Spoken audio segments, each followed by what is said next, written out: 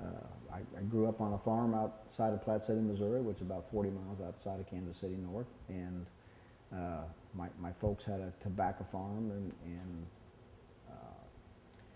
I never really liked the farm. I didn't know exactly what I wanted to do. I wasn't a good high school student. I was average at best. Even the football coach, who was the principal at the time when I was a senior, called my dad and said, Stevie misses 3 more days of school. He ain't going to be in school long enough to graduate. So my dad sent me down, had a little talk with me, and my parents wanted me to go to college, but I didn't have an interest. I wasn't a good study person, so I just didn't know what I wanted to do. But for some reason or other, I enjoyed the Boy Scouts, I enjoyed the outside, and I liked the Marine Corps uniform. So I decided that I was going to join the Marines, and I had to write a career paper as a senior in high school, and everybody had to document and give a presentation on what they wanted to be. I had no idea. So I decided that I was going to be a career Marine, that I was going to be a first sergeant in the Marine Corps, and that was my goal as a high school student at age 17. And I did it. I joined the Marines before I ever got out of high school. The day after I graduated from high school, I went in the Marine Corps. That was before the Vietnam War really started. We had advisors there. When I did the first year and a half in the Marines, we were getting transferred overseas, and halfway overseas, they diverted us to the Philippines to do jungle warfare training because we were going to be the first battalion that landed in Vietnam. That was 3rd Battalion, 3rd Marines. At the time, I was a corporal in a flamethrower section.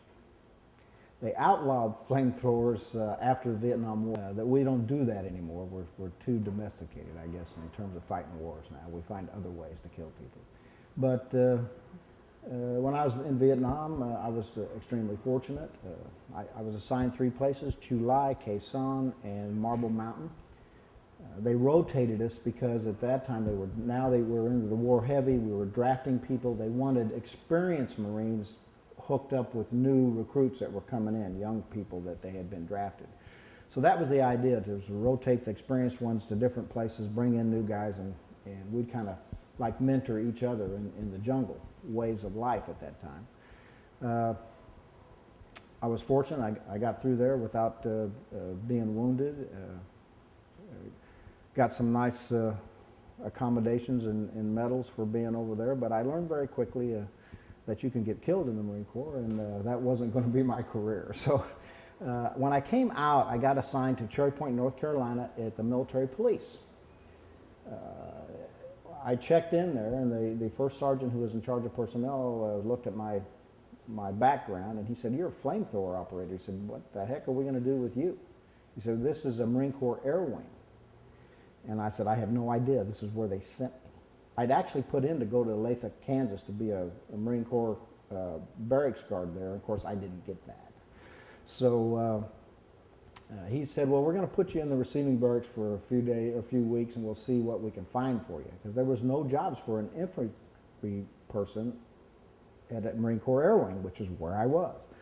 So I didn't know what was going to happen to me. He came, called me over to his office about after a week had gone by, and said, "Look, we got an opening in the military police here. We're going to send you to military police school." So, at that time I was 19 years old, because I went in the Marines at 17. I said, okay. So I didn't know anything about that. It was better than going to an infantry unit, which was my next option. And I just came from that. I didn't really want to go back to Vietnam again, and I didn't want to go to the infantry, so I took it. I went to school, and I really enjoyed that. We had roving patrols on the base there, got involved in a lot of domestic violence issues, and we ran radar. We did the normal things that police do. The last 6 months of the Marine Corps there, I got into shore patrol, where I walked foot beat down on the beach with the New Bern Police Department. They teamed us up with a police officer, and again, it gave me a relationship with policing that I'd never had before.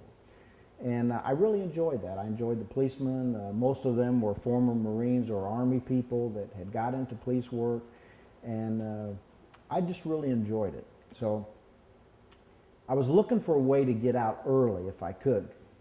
So what I did was they had a program that if you got accepted to college that you could get out before your normal enlistment. So I applied for it and got it.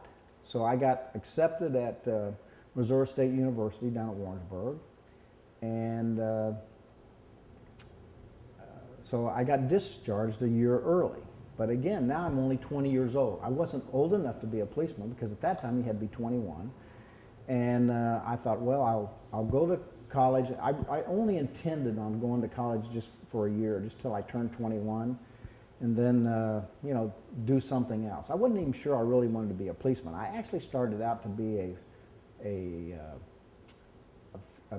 phys ed and history teacher because I thought I wanted to coach wrestling and coach football because I was a good wrestler in high school. I enjoyed it, and it was something I thought, well, this is a calling for me. I can do that. I still didn't have a good idea what I wanted to do, but when I was in Warrensburg, I took a couple of law enforcement classes as electives. And surprisingly, I got straight A's in it. I said, I really liked studying that. So I switched over to become a law enforcement major, and suddenly a person who was a lousy student in high school, and I never felt I was very smart in terms of just normal book sense, but when you found something that you could latch onto, that you enjoyed studying, to me it was a great, I guess a great revelation to me that I could study something and do well at it, and I made really great grades, and I just loved it. I went to school. I graduated in 3 years. I stayed down there and I went to summer school. I had a part-time job at the Pizza Hut there, and lived in what they call veteran housing. They had, if you were back in those days in the 60s, you could live off campus if you were over 21 or a veteran. So there was about 5 or 6 of us guys from the Vietnam era that were going to college, and we had a house there on Market Street in Warrensburg where we lived. It was broken down into apartments. A couple of us out of the house worked at the Pizza Hut, and just for a part-time job. Of course, I was drawing the GI Bill at the time. I think I made $155 a month, but I had a lot of money when I got out of the Marines because you know, it's 13 months over there. I was a corporal, and of course, there's nothing to spend your money on in a combat zone. So when I got back, I had like $7,000, and to me at that time, that was a lot of money. And I bought the first car I ever had, paid cash for it, in Newborn, North Carolina. I bought a '67 Mustang and paid $2,800 for it, and it was paid for, and I didn't have a care in the world. I didn't have any responsibilities. I had a decent job. I mean, I was making $650 a month working in the Pizza Hut and drawing the GI Bill going to college. I mean, to me, that was a lot of money. When I was getting close to graduation, St. Louis and Kansas City both sent recruiting teams down. I believe Gaylord Mayer was the first Kansas City police commander I ever met in college. I think he came down in a recruiting career day at Warrensburg, and of course I went and talked to him, looked at the pay scale, and St. Louis came down and did the same thing. So I actually applied to Kansas City and St. Louis at exactly the same time, about 6 months before I graduated from college. And I figured whoever called me first was where I would go. And St. Louis actually paid better at the time. St. Louis paid, I think, about $650 a month to start. Kansas City paid $513 a month. I made more money working in the Pizza Hut and drawing the GI Bill than I did when I started the police department. The E-tax just had got passed in Kansas City, where that big drive was on to hire 300 policemen. So that got me the call from Kansas City first. I think my class might have been the first or second entrant officer class that was actually funded out of the E-tax for hiring 300 additional police officers. Uh, they raised the starting salary for a probationary officer, I think, to $579, as I recall. And so in December, I guess, of 1970, I started to the police academy. And I thoroughly enjoyed the academy. It reminded me a lot of basic training in the Marines, only not near as difficult. Sergeant Dick Holder was a personality, our training sergeant, that if you were in the academy at the time, if you ever met Sergeant Dick Holder, he was a police personality that you could never forget. And we had a lot of fun discussing our training sergeant and the kind of nuances that were built around his personality, his vocabulary, and his leadership style. He was an ex-Marine, and he was a guy who really cared about making sure that policemen, and I say policemen because at that time there were no women on the police department, other than I think there was a matron up in juvenile in those days. But he was really concerned about making sure the guys got trained correctly and to protect themselves when they got out there on the street, because the streets were tough where you were going, and they wanted to make sure that you were ready. And I thought Sergeant Holder did a good job with that. But he had such a unique personality. We made a lot of fun of him, and he was a guy that you never forgot as a young policeman. If you ever were touched in any way by Sergeant Dick Holder, you never forgot. I guess my first assignment out of the academy was the Central Patrol Division, and met a lot of interesting characters there that had been on the police department for many years. Sergeant Dick Gray, Sergeant Charlie McKinley were two kind of senior sergeants at that time. They'd been around a long time and seen a lot of things, and there were some interesting personalities that as a young police officer you could look at and kind of see where they came from and maybe where you were going. It was a fun time. It was an interesting time. I enjoyed that. I spent my first, I guess, 2 years out of the Admiral Boulevard station. It was the old station. That's where Central Patrol Division was. Then I applied for the tactical unit, the SWAT team. I don't know what they call it now, but in those days it was called the tactical unit.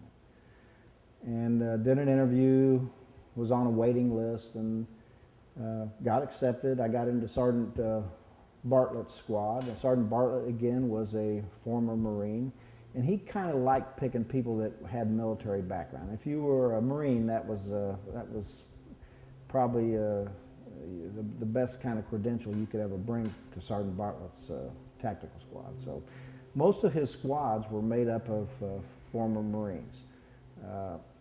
Or military types. It was a really interesting and fun time for me working in the tactical unit. We worked 7 at night, 3 in the morning. We worked high crime rate areas. We worked a lot of street crime, which was so interesting. And we did a lot of undercover work and surveillances. It was a great learning time for me. I had a good partner, Gary Chapman, again, who was a former Marine, and Gary and I just worked well together. We had a lot of fun, and we put a lot of bad guys in jail, and I guess that was what you were supposed to do. But we sure had a good time doing it, and I enjoyed those years very much. Both of us decided we were going to take the first sergeant's exam that ever came along, and there was something new about this process in the police department, as I recall, in the 70s, and the new part of it is that you took a written test. Whoever scored the highest on a written test, they did a cutoff, and then they had an assessment center. This had never been tried before on the police department. I believe at the time Chief McNamara was our chief of police, and he had brought this in as a new way to be promoted from the New York Police Department. And we were part of that first, I guess, experimental group, really, of people who went through that process. Gary and I both did not have enough time on the police department to even make sergeant, but we had enough time to take the test. We took the test, and both of us did really, really well.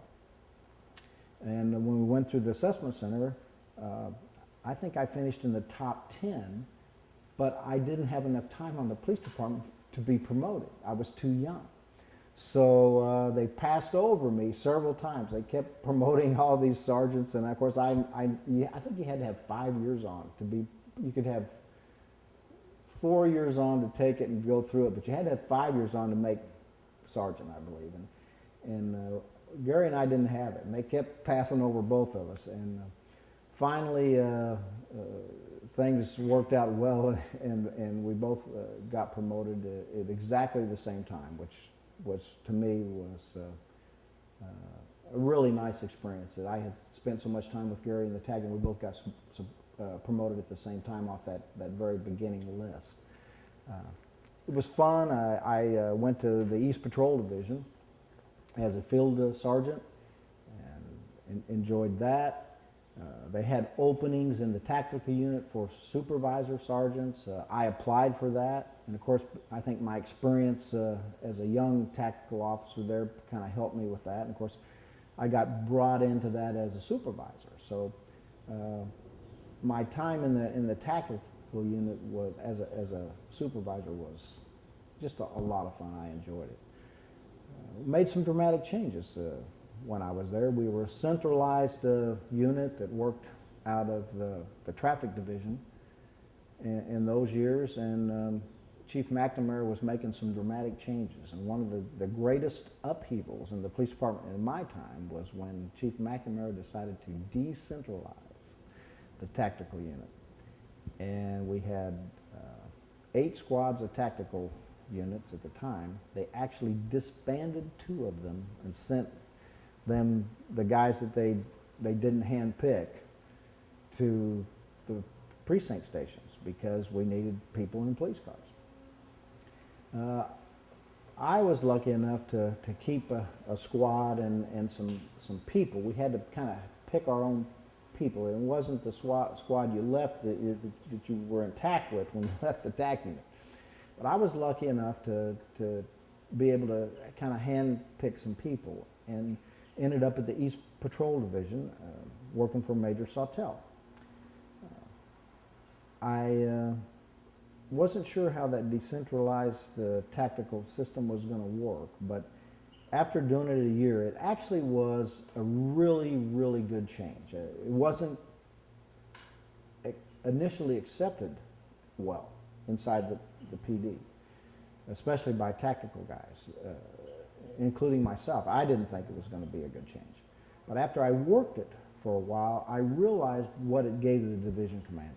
It gave him the ability to take a specialized group of guys, 2 tactical teams, and put them to work on problems in the precinct that he was totally in charge of. He never had that ability before. Before, you always had to call the division commander at the tactical unit, request, I need a squad here to work this problem or that problem. If we were working on something else, maybe you got it, maybe you didn't. It depended on what priority that commander put on your problem. And that was never well received by the patrol division commanders, which I think was one of the reasons that they convinced McNamara to make that change. It was a good change. It was a positive change, and I think it is still the same way it's done now, I believe. But I've been away from it so long now, I don't know. But that was a big change, and it was a positive one. During those, I guess, formative years, I was lucky enough to be exposed to commanders, managers of the police department that,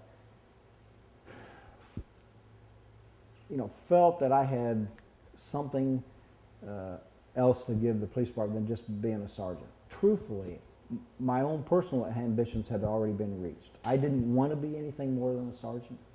I enjoyed being a sergeant, and I was happy. I had no desire to become a commanding officer, nor I just didn't do it.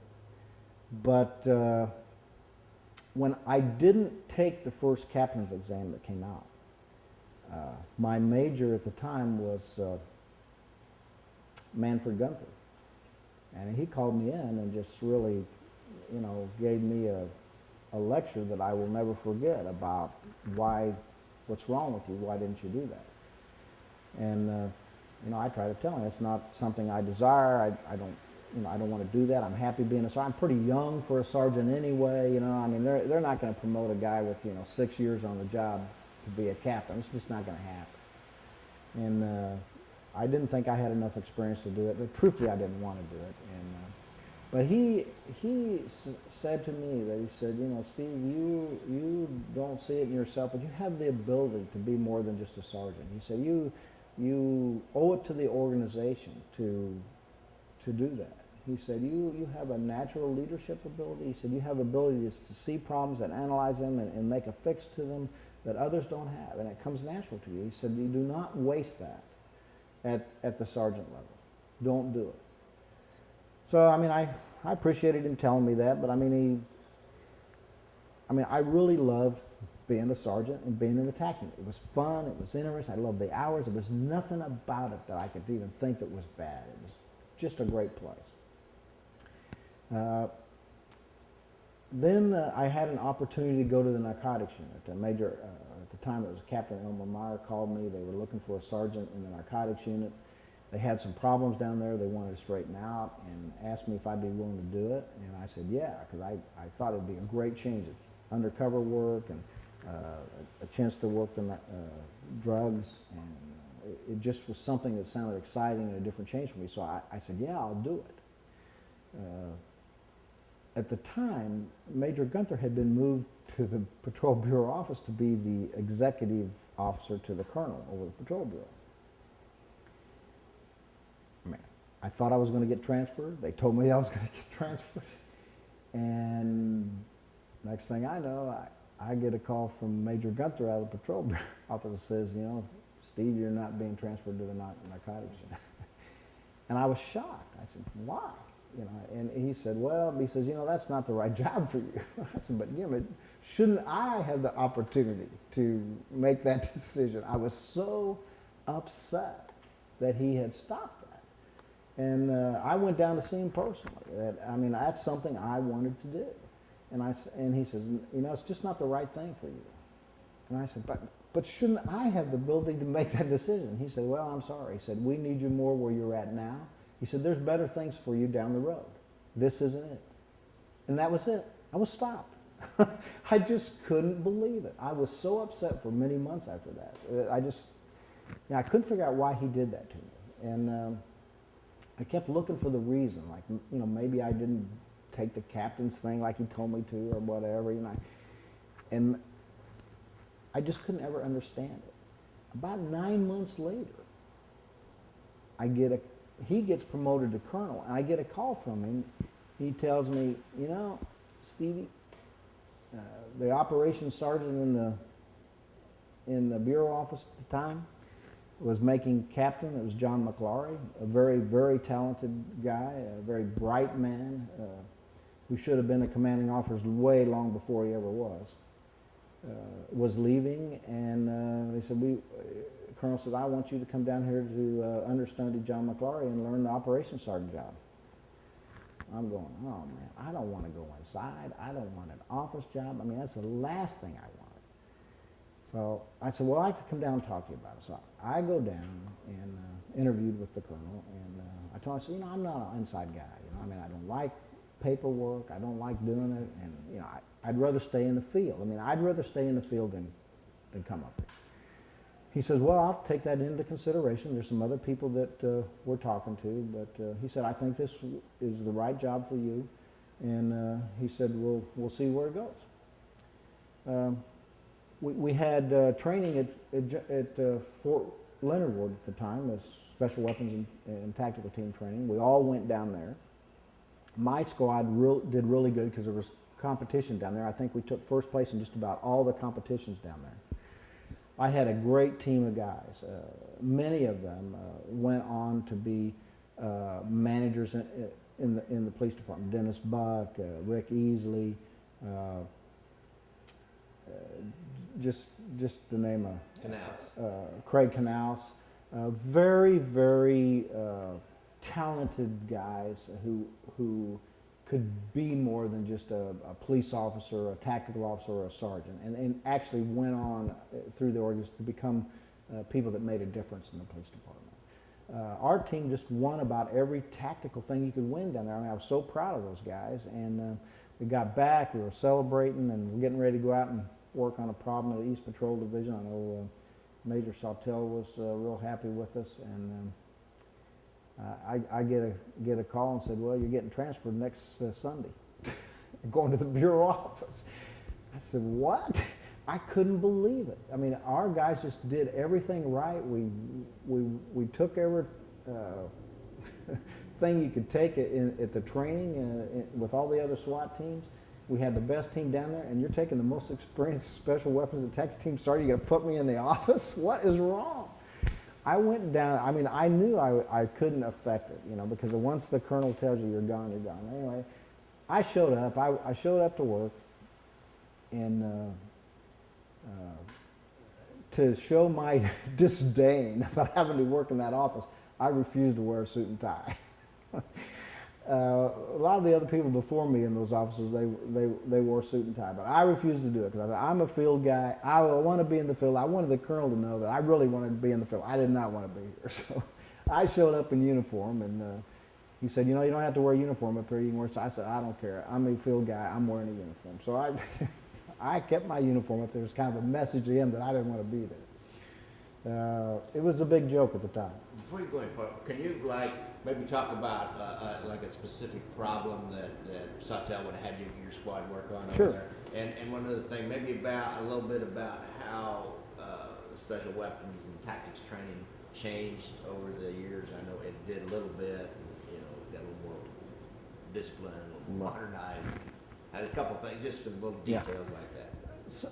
Some of the changes that were made as the tactical unit evolved were, you know, more disciplined in terms of pre-planning for an incident that would happen. More controlled communication amongst the teams.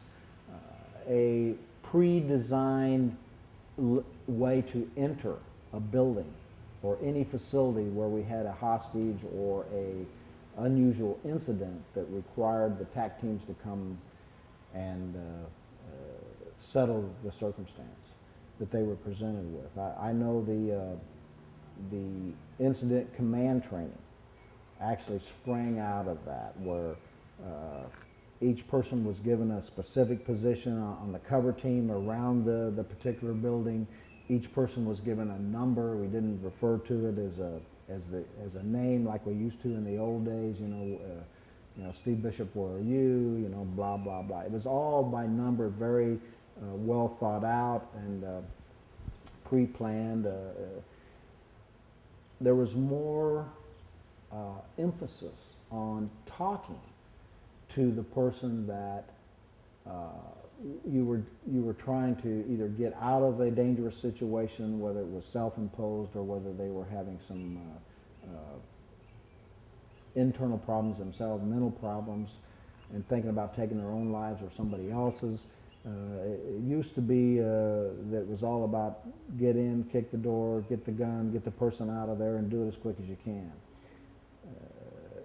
It actually started changing into, you know, maybe that's not the best way to do things. Maybe the best way to do things is set up your perimeter, and then let's talk to this guy. Let's give him plenty of time to see what his options are. Present options to him. Several of the tactical guys who were identified as had the kinds of personality that could do that kind of negotiation were sent to hostage negotiation school. And the tactics completely changed then. Then it was all about setting up a perimeter and buying time. And having the hostage negotiator, who was specifically trained to do that now, engage the person on the inside in communication get them to calm down, if we could, talk them out without hurting themselves or someone else, as opposed to the smash and grab technique that was used early in the 70s. That was a big change, and I think it was a positive change. Some of the tactics we used at the East Patrol Division when we were assigned there, the Independence Boulevard lended itself, because it was a lot of bars and a lot of unusual characters hung around there all times of the night, and it lended itself to some foot patrols. So early on, before anybody ever did any foot patrols anywhere in terms of policing, we started some foot patrols there during some pretty specific hours when we were having some of the gangs members hanging out on the corners and trying to clean up neighborhoods by putting our guys out there on foot patrol. We did some of that. We saturated areas that were being robbed on a continual basis with our guys, did a lot of car stops. We actually set the record for several months on how many guns were taken off the street at all the inner city precincts where most of the crime was.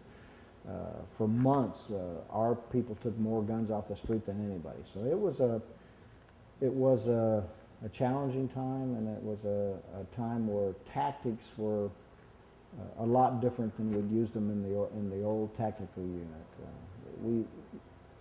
Even the tactical sergeants were sent to community meetings then to help solve problems at in different neighborhoods. We'd never done that before. Usually they'd send the community relations officer and maybe the division commander would go, maybe the watch captain, but you never sent, a SWAT team sergeant in there. Those were big changes, and you actually sent the team sergeant in there that was going to be assigned to deal with that neighborhood's problems, and it was not well received when it was started. All of us thought we were kind of above that, and we weren't, and we went. And actually, it was a good change, forced on us that became. I think now, I would say it's almost ingrained in the philosophy of the Kansas City, Missouri Police Department, that one change. The ability to send the men and women that are going to be working in those neighborhoods to solve problems right in there with the community leaders who live there and work with them to actually solve the problem. It wasn't that way in the early 70s, so that was a big change. I guess my time in the bureau office was well spent. For a guy who didn't want to be an administrator, an operations sergeant, a planner, I got to do a lot of event planning and coordination. When the presidents would come to town, we would plan their security. When the Royals were in the playoffs and in the World Series, I was heavily involved in doing that kind of event planning. Anytime there was a hostage negotiation or a hostage incident where the SWAT teams from all the precincts were called in to do it, the bureau office had the responsibility of taking the mobile command post bus out with its communication equipment, setting it up. So in a way, I still had a little one foot in what was going on in the field, not what I really wanted, but it became a way of life for me that I really grew into enjoying. I guess the 2.5 years or so that I spent in the bureau office was a great precursor to taking the captain's examination. Again, we were still doing the written test and the assessment center process. I went through that process and ended up actually finished number 2 on the captain's list, and my former sergeant from the old tactical unit, John Bartlett, was number 1, and I was so proud that he did so well, because John was kind of the like mind that I was. He was happy being a sergeant. He did not want to be a commanding officer, but he was a guy that had natural leadership skills, and he could just make you want to accomplish whatever it is he said about it. He was just a guy that had that natural ability. If you ever worked for someone that had that kind of skill, you just never forgot it. And he was a guy like that. I was so proud that he finished #1 on the captain's exam, because I know it wasn't a calling for him. He just didn't want to do it. And he was fairly senior at the time. I think he might have had 25 years on when he made captain. But for someone who had worked and learned from John Bartlett, myself, I was so proud of that guy, and I was glad he was #1, and I was glad I got promoted with him, because it meant something to me personally at the time. He was certainly a mentor to me, someone who taught me a lot of things about how you treat others and how you get a lot from other people. John was good at that, and he was a darn good commanding officer. When I made captain, I got reassigned back to the East Patrol Division on the 3rd Watch, the 4 to midnight. And for me, it was a coming home, because I'd spent so many years there as a sergeant. I knew that some of the community leaders there, because I'd been into this new process where the sergeants had to go to these community meetings, so I was familiar with them. And I started going to their community meetings as the 3rd Watch commander, and really working on solving the problems that each of them had. And it was a pretty diverse community. East Patrol was an interesting place to work, in that you had a lot of Italians and white population, basically from about Van Brunt Boulevard all the way to the river north, and then you kind of had a mixture of white, Hispanic, and African American from Van Brunt south. So it was a great cultural diversity in that community that was kind of fun to work with, and it really gave me a good background for dealing with different other types of individuals and their communities and in their own ethnic group, how they saw problems, how they saw their police. And it was a great learning time for me. I enjoyed that. I think from there I spent maybe two years there, and then I got assigned to go to the intelligence unit, which worked directly for the chief of police, and at that time I think it was Norm Caron.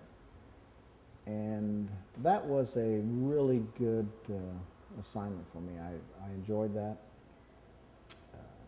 We worked some electronic surveillances with the FBI, a lot of wiretaps with the FBI and DEA, a lot of high-level, upper-level crime types, and it was so interesting and so much fun that I hated when I got transferred out of there.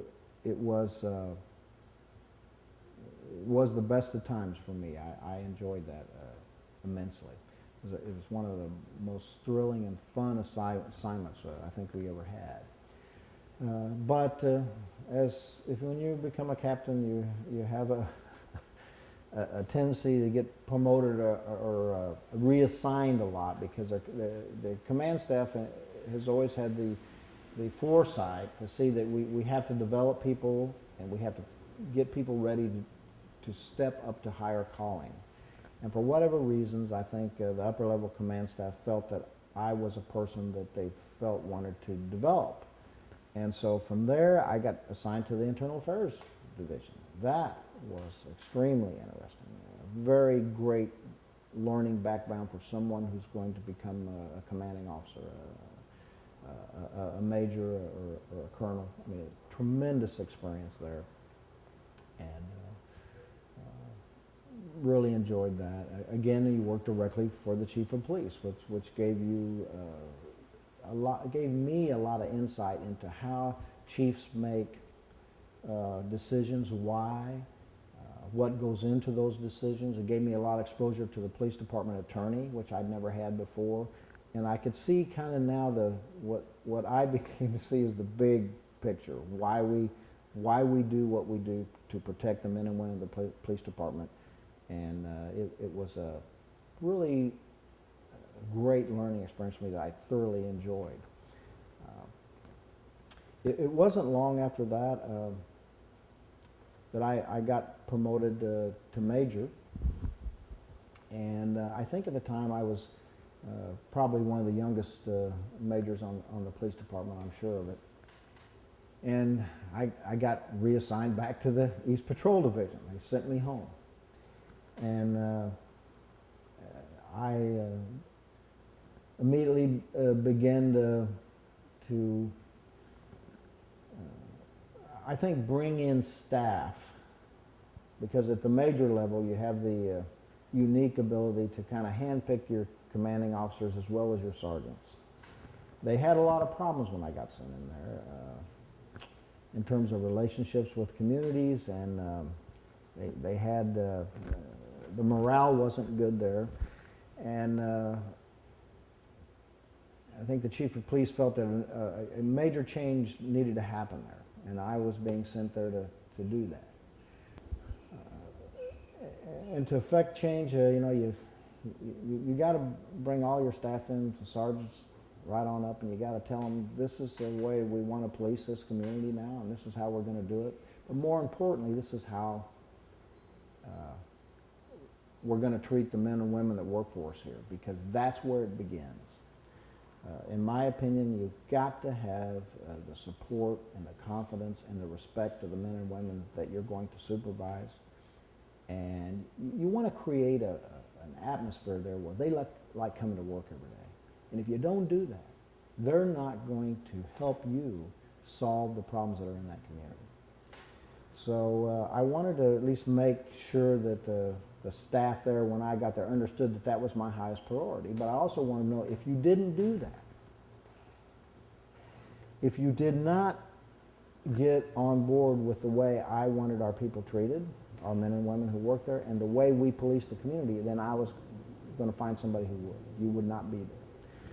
Unfortunately, I had to transfer several people out of there and brought in some young sergeants and some young command staff, and it took about 6 or 7 months to kind of get it where I felt I was comfortable with it, and things began to change.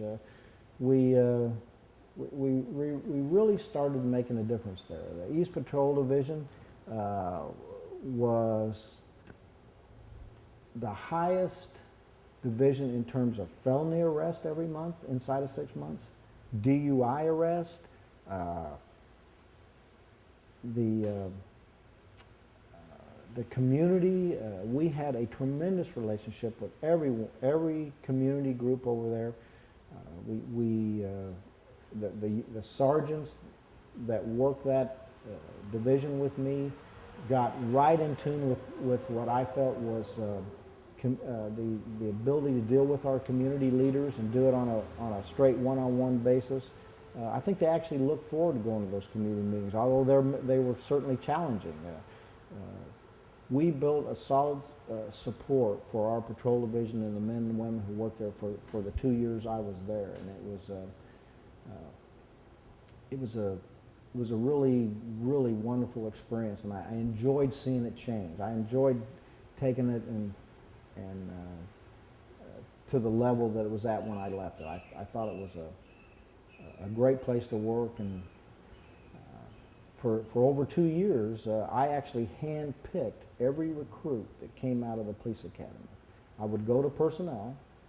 I would look at every personnel jacket of every recruit that was in the academy, and I would look for certain things about each one of them that was important to me. I wanted an older man or woman, if I could find it. I didn't want a 21-year-old kid right out of college that had no life experience. I wanted somebody that either had been out working as a used car salesman, that might be 25 to 30 years old, maybe had a couple years of college, they had a family. I wanted somebody that was what I felt was mature in life's experience. I wanted somebody that had dealt with other different divergent types of ethnic groups and personality. I didn't want somebody who spent their whole life in high school and college and got a degree in law enforcement but yet had no life's experience. I looked for men and women that had military background because those people were already self-assured, self-disciplined, and they had the kind of interaction with other ethnic types in the military that was so important to come to police work. You don't have a lot of problems out of those kinds of personality types because they've already matured into a great problem-solving person. They've had to do it to get where they are, by being in the military, by being out in the world for a little bit, doing something else. And I made a list of the people that I wanted. And when usually most commanders would send their day captain out to pick recruits, I did it myself. And I would go out there, I'd have a list, and I handpicked every recruit that ever came out of that class. Now, of course, a lot of people made fun of me. But by the time I left there, I had assembled a group of young men and women in that police department, and I took more women than anybody else did at the time. I can remember the bureau commander used to make fun of me. He used to say, "Bishop, you've got more women in your division than any other commander. Why is that?" I said, "I got the least complaints of any commander in the division, too." But it was important to me to handpick those people. I knew what I was looking for, and I identified that.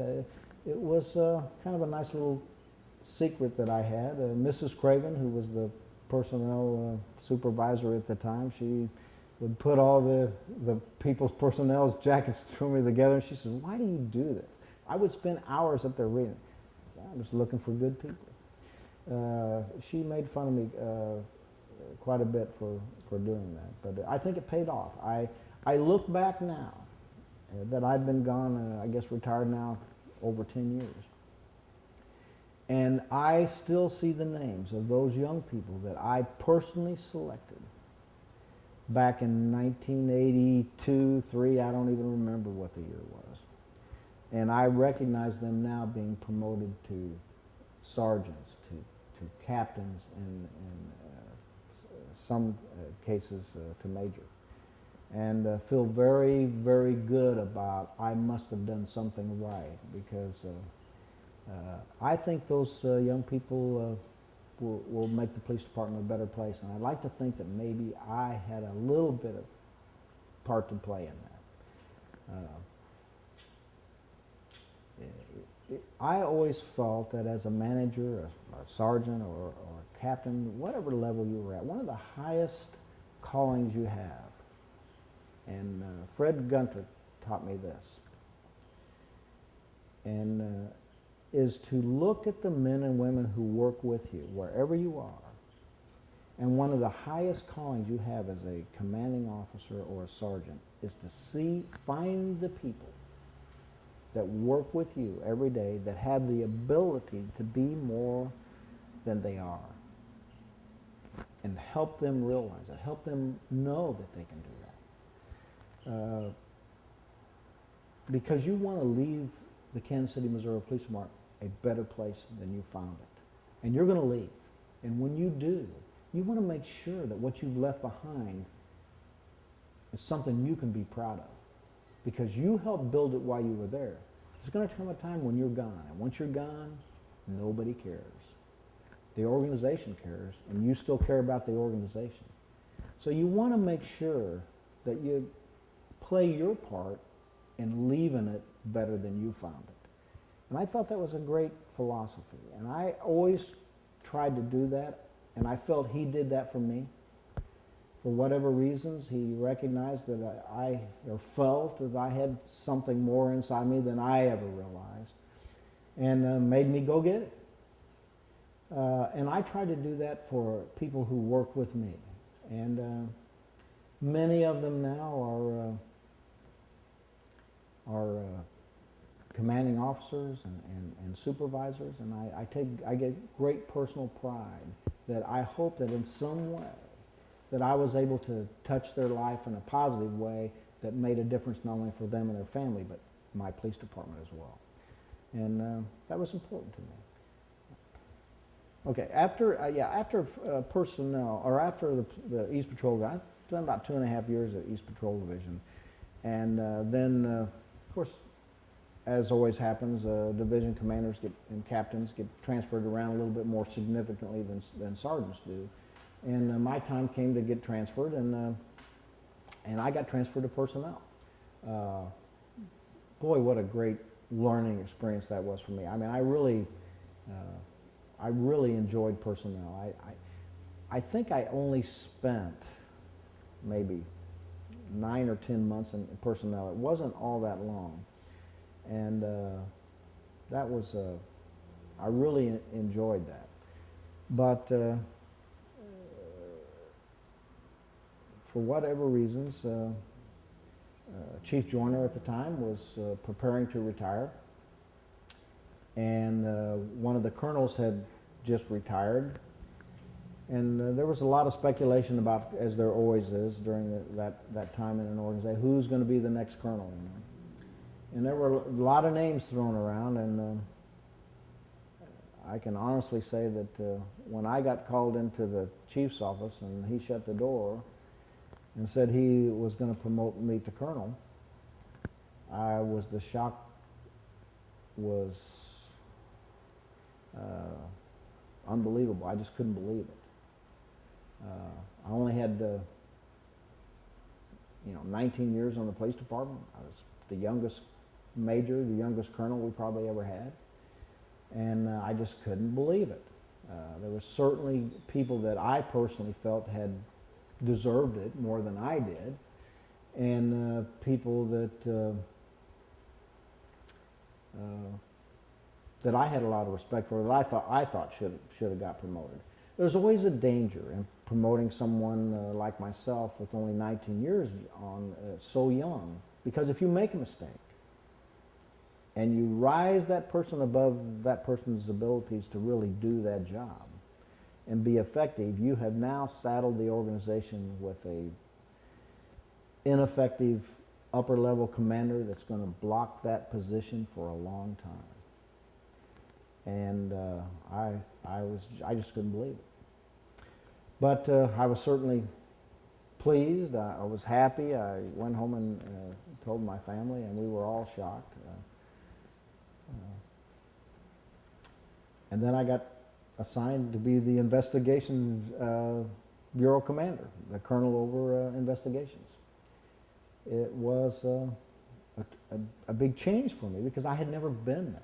I'd never done any time in investigation. I was on a Metro Squad card carrier back in the tactical unit days. We were all trained in investigative technique. We worked several homicides on a special unit, but of course I never been a detective. So really I was learning from those men and women that I was now overseeing, because I knew absolutely nothing about it. I mean, I asked a lot of questions. Sure I drove them crazy the first 3 or 4 months I was down there. I know probably my biggest trainer down there was Gary Van Buskirk, who is someone that when he thought I was doing something that I shouldn't be doing or making a change I shouldn't be making, Gary would come in, shut the door, and say, "Colonel, I'm going to tell you this, and if you don't like it, you can transfer me. You need to know it." When I first got down there, I wore my uniform to work every day because, I mean, that's who I am. I was proud I was a field guy, and I continued to wear my uniform. After about a month down there, I guess Van Buskirk was chosen amongst the captains who were still there, that somebody needs to go talk to the colonel. That's offensive. So I came in early in the morning, as I always do, and Van Buskirk was waiting in my office for me. And I knew it wasn't good. He shut the door and he said, "Colonel, you've been down here a month now," and he said, "You haven't taken that goddamn blue gown off." And he says, "I just want you to know something. for all of us who spent most of our careers in the investigative unit, he said, that's offensive. You know, we know you're proud of being a field guy. We understand that. We got the message. But, you know, you really need to become one of us now. You know, if you don't, you're going to lose some people. And he said, I don't know any other way than tell you that than just tell you the goddamn truth. And that's exactly what he said. And I was, you know, pretty taken back by it. And I said, you know, Gary, I didn't realize that that was offensive to you guys. And I said, you know, I apologize. And I said, I will assimilate. So the next day I came in suit and tie, and I had to go out and get a whole new wardrobe, which I had never had before. So Van Buskirk probably cost me a couple $1,000s in suits, so I will never forget him for that. But he was right. I mean, Gary was right, and it was a mistake I was making as a manager and as a young commander. And he had enough gumption to come in there and lay it on the table. And I've always respected Gary Van Buskirk, not just for that, but he was a tremendous investigator and a wonderful man to work for, and probably the most talented homicide investigator we ever had on the police department. And just a good man and a good police officer. But after about 5 or 6 months there, I guess Chief Joyner was retiring, and all the other colonels who were certainly a lot older than I was and been on the police department a lot longer than I was. Most of them had 24, 23, 25 years on the job, the other 4 colonels. And they were all applying for the chief's job. I did not apply for the chief's job. I'd just gotten promoted to colonel. I got 19 years on the job. I'm saying, you know, I don't want that job. You know, I wanted to be a chief of police someday. I did.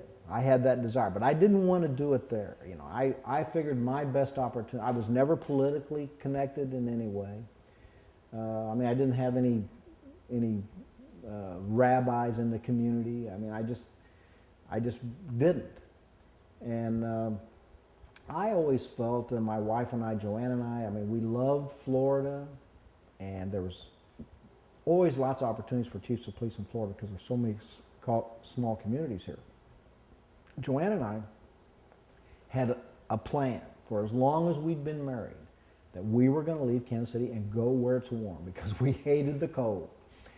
And I knew my vehicle to get there, or at least my career plan was to do as well as I could on the Kansas City PD. I wanted to prepare myself to be a chief, and I knew what that took. You have to be a graduate of either SPI or the FBI Academy. You have to have a master's degree, and you have to be a commanding officer. You got to be at least a captain 9 times out of 10 to get a significant police department. And I did all those things. I prepared myself to do that, but I thought that would be my ticket punch to Florida. That was our game plan. So I didn't even apply. I guess about 3 days before the end of the application process to become the chief of police in Kansas City, this would be maybe 1989, late 1989. And Joanne and I are home one evening, and I get a call from Fred Gunther from Boulder City, Nevada. And he said, Stevie, he said, are you applying for that chief's job? And I said, no, I'm not. He said, why? And I said, well, first of all, I've only been a colonel 6 months. And I said, yeah, I've only got 19 years on the job, Fred. I said, I'm too young. I said, they're not going to pick me as the chief of police. I said, besides, the other 4 guys that are applying, and of course, nationally, I mean, there were some pretty heavy hitters that came in to interview that applied for a job. Kansas City is a nationally respected police department, and many commanders from other police departments would give their right arm to be the chief of police of Kansas City, Missouri. And I mean, I had no illusion that I could be the chief of police. I mean, I thought that was a ridiculous thought, actually, that I could be the chief of police. And I said, I'm not ready. I told him that. I said, I'm not ready. I've only been a colonel 6 months. I got 19 years on. I said, they're not going to pick me to be the chief. I said, I don't even want to put myself through that process. You know, you had to get interviewed by the department psychologist, and you had to have a background check to make sure you had, you know, your credit standing was good, and that there wasn't any significant others than your wife in your background, and all those things that you know, that I just didn't really want to go through with 19. I mean, why put myself through it when I knew it was a exercise in futility? And that's exactly what I told Fred Gunther. And he said, you know, Stevie, he said, I've never asked you to ever do anything for me personally in all the years that I knew you. He said, maybe I made you come to the bureau office when you were sergeant that you didn't want to. But he said, I always had to make you kind of do things. He said, you know, when you didn't want to do them, because he said, you're pretty stubborn. And he said, but I'm asking you now. He said, you have the ability to be a chief of police. And he said, I know you want to be one, and I did, but I told Fred I didn't want to be it here. I wanted to go somewhere else. I just didn't feel like the chances of me being the chief of police of Kansas City was almost nil. And but he said, you have the ability to do that. He said, if I want you to do this for me. He said, I just want you to get the application. He said, I want you to tell the Board of Police Commissioners and the mayor what's wrong with the police department and how you'd fix it. That's all I want you to do. And I said, you want me to tell them what's wrong, what I think's wrong with the police department? He says, yes, I do. I want you to tell them the truth. And I said, you know, Fred, I don't really want to do this. And he said, but I'm asking you to do this for me. And I said, okay. I said, I'll go get the damn application Monday morning. So I went to work Monday morning and called up the attorney for the Board of Police Commissioners and went down to his office to get the application. My wife and I spent 2 evenings at home at night filling it out, and I turned it in on the last day. It wasn't something I felt good about. I had a list of about 10 things, as I recall now, that I felt needed to be changed about our police department, and that I didn't think it would take a very short period of time to change it. I thought it would take at least, I called it the 5-year plan when I interviewed with the board. That it would take whoever took over our police department 5 years, in my opinion, to make the 10 changes that I felt needed to be made. I went to the interview like everybody else. They brought in national commanders from Los Angeles, Chicago, Baltimore. I mean, we had some pretty, Washington, D.C. We had some pretty heavy hitters come in to interview for that job.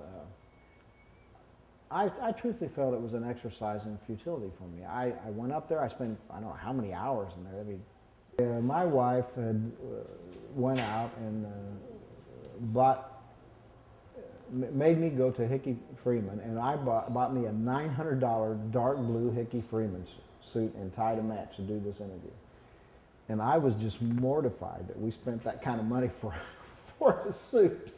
But she did. She thought it was important that her husband looked good, so she got that suit for me, and I went to the interview. When I left the interview, I went home and I went back to the police department. I called my wife, and she said, "Well, how'd it go?" And I said, "Well, I don't know." I said, I don't have any feel for it whatsoever. I said, they asked me a bunch of questions, and I gave them the Bishop 10-point plan.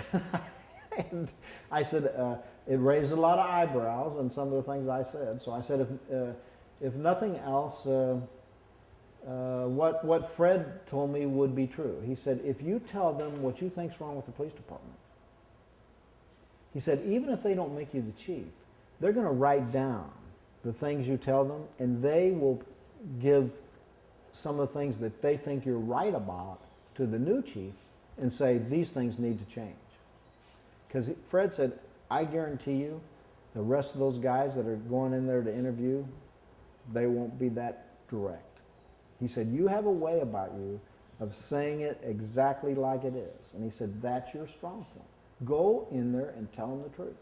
Tell them what's wrong with that place and how to fix it. And that's what I did. That was my whole game plan when I interviewed for the chief. It was as simple as that. And I guess a week went by after they brought all these people in. They interviewed everybody. And I'm home one evening about 8 o'clock at night, and I get a call from the president of the board of police commissioner, Ray Price, a very prominent and successful attorney in Kansas City, and who is now a Missouri Supreme Court judge. Called me and he said, Steve, he said, can you be in the chief's office tomorrow at 9 o'clock? And I said, yes, I can. I said, why? He said, well, because we're going to announce you as the new chief of police tomorrow morning at 9 o'clock and bring Joanne with you. I said, you are kidding me. He said, I'm not kidding you. He said, we thought you did a tremendous job. He said, your 10-point plan was something that resonated with the board. And he said, we want to help you make those changes. I said, okay. I hung up, and Joanne was looking. She said, what's the matter? I mean, I must have had the most awful look on my face and I said, well, get out the best suit you got, because I said, tomorrow morning we're going to be in the chief's office. They're going to announce that I'm going to be the new chief. And she just let out the darndest scream you ever heard. Oh my God, Steve. She said, what are we going to do now? And that's exactly how we felt. What are we going to do now? It completely changed our lives. It was the best of times, and it was the worst of times. I was so proud that I got there, but sitting in that chair was one of the biggest change any man or woman will ever feel in their life. It's one thing to sit back and watch another man or woman be the chief. It's completely different when you're doing it yourself. And you can. I learned a big lesson in police career life, and that is you can prepare yourself. You can do all the right things to become a chief of police somewhere, sometime. And it's good that you do that, because you'll need that preparation. But you will never learn how to be a chief of police until you sit in that chair. And you're going to make some mistakes, a lot of mistakes. I really was overwhelmed by it the first 18 months. I mean, it turned out to be a 14-hour day, 7-day-a-week job, and implementing the changes that I felt needed to be implemented were hard. They were tough. I felt that we had a lot of individuals on the police department who had gotten away with mistreating citizens, integrity issues that were important to me, and we kept those individuals on the police department. And I felt as a sergeant and a police officer who worked the streets, that long ingrained philosophy of if you get in trouble, you do something so bad to a citizen or to a criminal or to another human being, we don't care if you're a policeman, we're going to take care of you. We'll give you a few days suspension, we might suspend you 30 days, but we're not going to fire you. You know, we're not going to do that. You know, we're going to let you keep your job. And what happened was, when those people came back, they weren't rehabilitated just because they got suspended and lost a few weeks' pay. They went right back to the same method of operation that they always had. They treated people the same way, that same aggressive, I'm in your face, do it my way, or I'm going to kick your ass attitude. And if you were an officer and worked the streets in those days and you had to make calls with a person who treated others like that, that was your worst nightmare. And you could never really be honest about it. You couldn't tell anybody else that I don't want to make a call with this guy because I don't like the way he treats others. I'm going to get a complaint filed against me because I'm with this guy. And then you got to worry about, well, now if I get called to internal affairs, if I tell the truth what really happened, I'm going to be seen as a snitch. And if I don't tell the truth, you know, I could get in trouble for not telling the truth. I mean, those kind of guys put the normal professional man and woman in a uniform in a terrible position. Those were people I felt we had to get rid of because I felt they made the police department look bad. They made it more difficult to garner a strong relationship with minority community. And what did we do as an organization when we had those kind of people? Do you think we would put them somewhere where they wouldn't be exposed again to that same opportunity? No.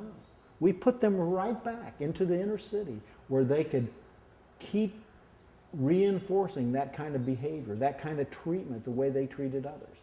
I just couldn't see the sense of that. And that was one of the things that I told the board. That's got to stop.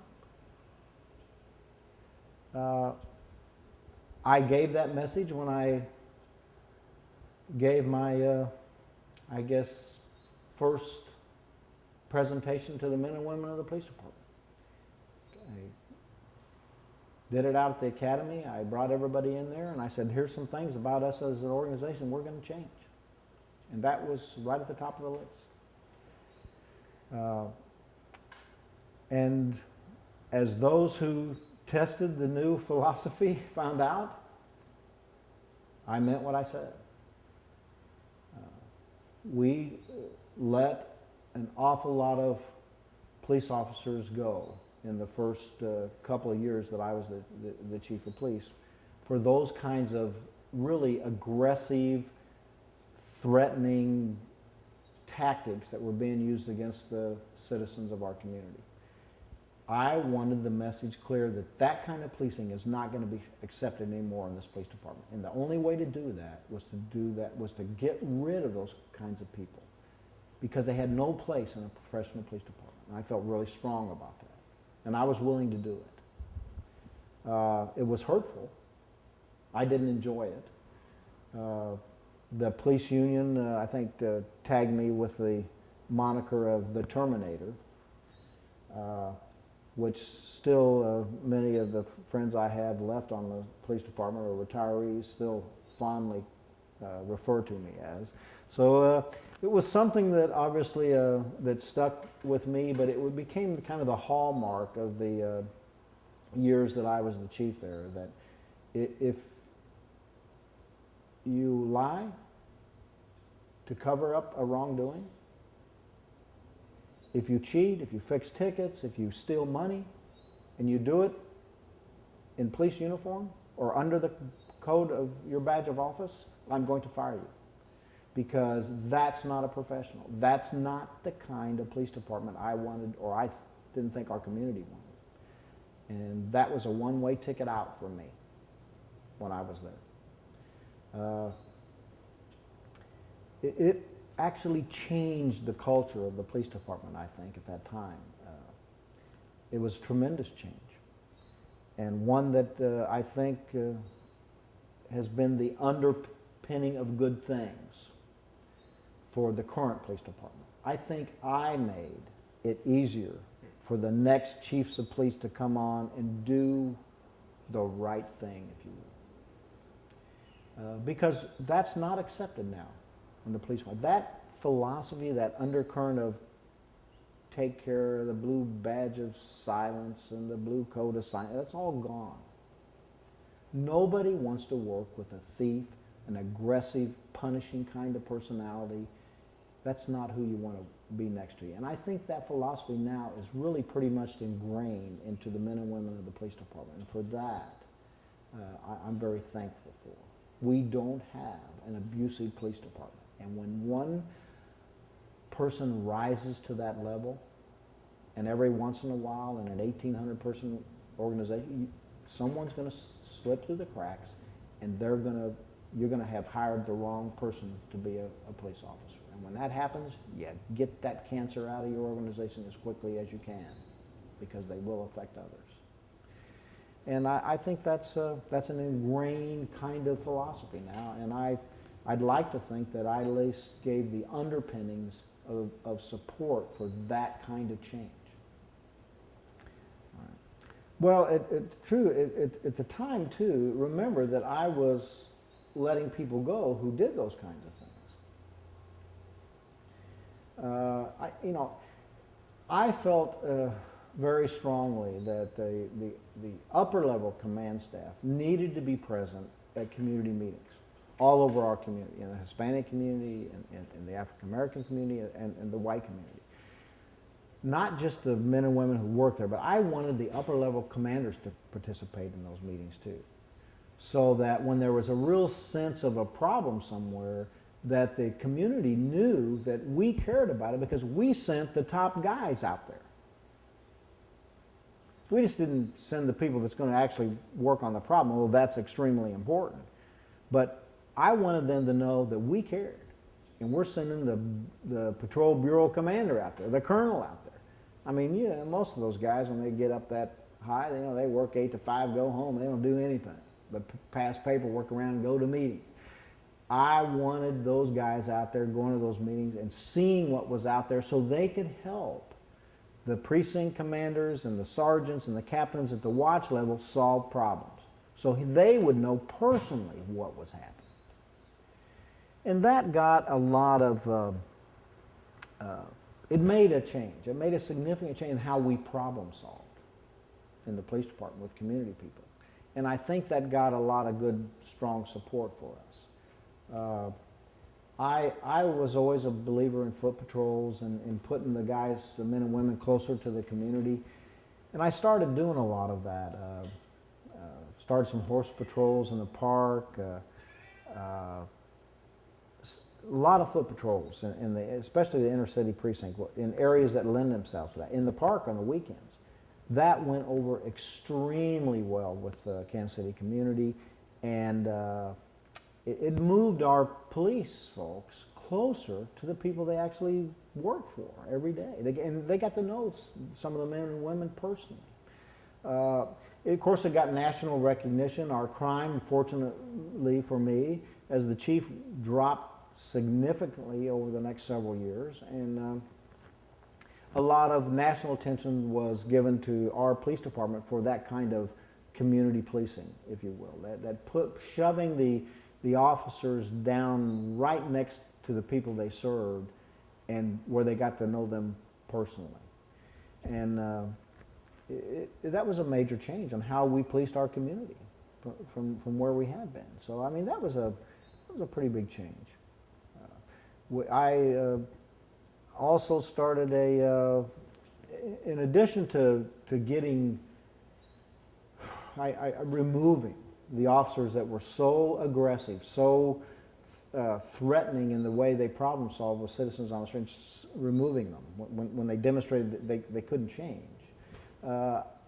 I brought in a program to identify officers through our internal affairs investigation and our complaints process who were constant repeat offenders with that, to try to intercede in their behavior before it got to where I had to fire them. It was officer behavior modification program. Well, one of the things that I learned I guess when I was in the Internal Affairs Division investigating officers who constantly had complaints against them was that where there was smoke, there was fire. If you were constantly getting complaints for the way you treated others, the way you handled an incident, your demeanor, the way you dealt with a citizen, those guys always seemed to surface fairly readily over in internal affairs. But what would happen is either the complainant wouldn't show up, to complete the complaint process, or they didn't want to take the time off work to come and give their side of the statement, or there was always they just wanted to file the complaint against the officer, but they never really wanted to just follow up on it. But from investigating officers for a couple of years, I knew that there was always a little something to every one of those complaints. So I felt that if we could intercede in those people's problem-solving ability, there's something about their personality that wasn't right about where they saw a problem. They were too aggressive. There was something in there that needed to be modified, or eventually they were going to do something so egregious that I'd end up firing them. And I didn't really want to do that. So I started this a behavior modification program that the department psychologist and some other police officers from the Los Angeles County Sheriff's Office that I brought in to talk about why we need to change if you're an aggressive officer, and how to keep from losing your job is really what it was about. And I sent the top 100 complaint receivers over the past several years of our department into that program. And it got national attention because I did it. Of course, it became known as Bishop's Bad Boy List. And if you were on Bishop's Bad Boy List, you know, it meant you were probably going to get fired if you didn't change. And you know what? That wasn't a bad thing, because many of those men and women did make the change. They didn't want to lose their job. And they tried very, very hard to change their behavior. I think it was extremely successful. And it saved a lot of people's jobs who otherwise probably would not have survived. And that was a major modification of the way we actually dealt with our men and women on the police department. So another good change, I think. I guess when you look back over those years, the things that's important to me now are the things that got our police department really national recognition. Our community policing efforts were recognized nationally, certainly all over the country. We had a great mayor at the time, Emmanuel Cleaver, who was a big supporter of the department and of the Board of Police Commissioners and the changes that were being made. He and I went to Washington, D.C. on many, many occasions to bring back grant money to hire more officers for infrastructure improvements in Kansas City during the Clinton administration. And our efforts really in changing things in the department got national recognition. Our community policing and our foot patrols, our horse patrols. I mean, we even did ski-doo boats down the blue, what's that? The river, Brush Creek. Yeah. I mean, we did a lot of things that were unique and unusual at the time, moving officers closer to the community and the people they serve, but it got national recognition. And President Clinton, of course, recognized me for that in the State of the Union message in 1995, in January of 95, brought me in, and I got to sit in the box with his wife, Hillary, and a Medal of Honor winner from the Gulf War, and some other significant people who the president had made a difference in this country. And he recognized, of course, me and Kansas City's efforts in that speech. To me, that was, of course, a highlight in my career.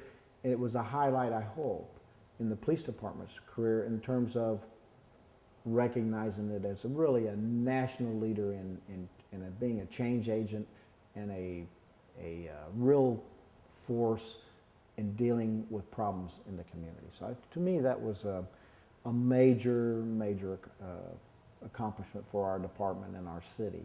I look back and I think, what are the things that really made a difference? Because when I retired, was fighting myself on whether I had 25 years on and I could retire early. I was only 49 years old. And I had a choice to make. I had an offer from a defense contractor out of Washington, D.C. to work as a contractor in the Janet Reno administration in the Science and Technology Division, which was a great opportunity. Or I could decide to, I had implemented every one of the changes that I had recommended to the board. It took me exactly 6 years to do it. I either had to make a new 5-year plan or I needed to do something else. I always wondered if I could do something else. I never knew. I mean, I spent my whole life as a Marine or a police officer. That's all I ever did. And I guess I always had a little nagging doubt in the back of my mind, can you do something else? I mean, and I felt like if I was going to do it, probably I should do it when I was young and people wanted me. I can remember Chief Karen saying to me one time, after he retired and was working over at the federal government, he said, Stevie, don't stay longer than your reputation. He said, go while people want you. He said, I waited too long. He said, I had several opportunities in my last 2 or 3 years to get other good jobs. He said, I made a mistake staying all the way to 30, and then, you know, he didn't work for a long time after he retired, and he found this job over at the federal government that he liked, that he finally got. But he said, I made a mistake doing that. And I remembered what he had said to me. And I started thinking about it. And this opportunity was a good one. I mean, maybe the time was right. And I sat down and talked to my wife about it. And I said, you know, we either got to stay here another 5 years, and I've got to come up with another 5-year plan. Because I'm just not the kind of guy that can just sit there and do the job. I've got to fix things. I don't know why. That's just me. I've always got to fix them. I got to have a tendency to try to make things better than I think it can be. And I was kind of excited about this job. It was a technology job for law enforcement, trying to bring more technology into law enforcement. It paid really well. So I decided to do it. So when I look back, I guess what's important to me now is what things are still operating inside that police department that I helped bring to fruition. And I think our early behavior identification program is still in place, where we find officers that are having problems and problem solving on the street, and we try to get them modified and change them before they get to a place where they have to be fired because they're not a value to the community or the police department as an organization.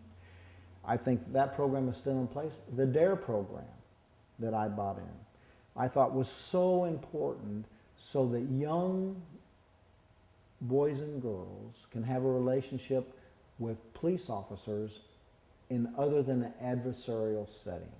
That is such an important beginning behavior learning for young children. And the DARE graduations that I went to as a chief were so moving, so heartfelt, that I love that program, and I'm still very, very pleased and proud that we brought that program in, and it's still functioning today, and I hope it's still touching young people's lives like I saw our officers, our men and women, touch those young children's lives when I was there. Our police care program. At the time, our police pastors, and I asked Captain Whipple at the time, I think Rachel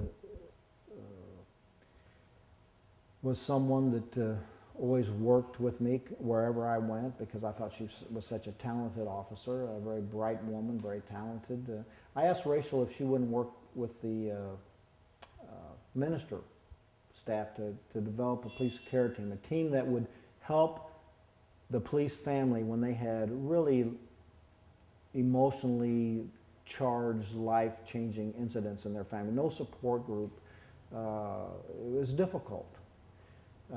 For many of the police funerals, the police unusual deaths and surprise losing family members, that I attended many funerals, went to many homes and wakes of the police family over the years I was the chief. That was so painful for me as a human being to see that and have no support group for them. So I wanted to try to find some way we could do that better.